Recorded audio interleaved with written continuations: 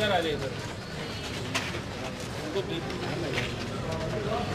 इधर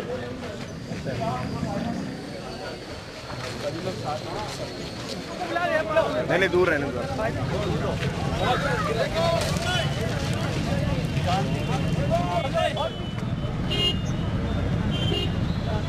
ये हमारे जो भारत के जवान शहीद हुए हैं, उन अमर जवानों की श्रद्धांजलि के लिए हम लोग ने आज ये पुतला फूका है और हम सब भारतवासियों को चाहिए कि इसके लिए एकजुट हो जाएं और इस आतंकवाद के खिलाफ एक मोर्चा तैयार करें। तो आतंकवादियों ने पीछे से वार किया है हमारे जवानों के लिए जो शहीद हो गए हैं। एक मैसेज ये कहना चाहूँगा अपने देशवासियों से और जो हमारे सेंट्रल में गवर्नमेंट है कि जो किया उनके साथ में वो दोबारा नहीं होना चाहिए, और अगर जो दोबारा हुआ तो उसके लिए पाकिस्तान को ख़त्म कर देना चाहिए। जो अटैक हुआ है वो बिना किसी सपोर्ट के नहीं होगा, तो हम चाहते हैं सबसे पहले इन हाउस जो हैं गद्दार हमारे, उन पे ये इशू, उनको मारा जाए पहले, फिर उसके बाद पाकिस्तान पे हमला किया जाए।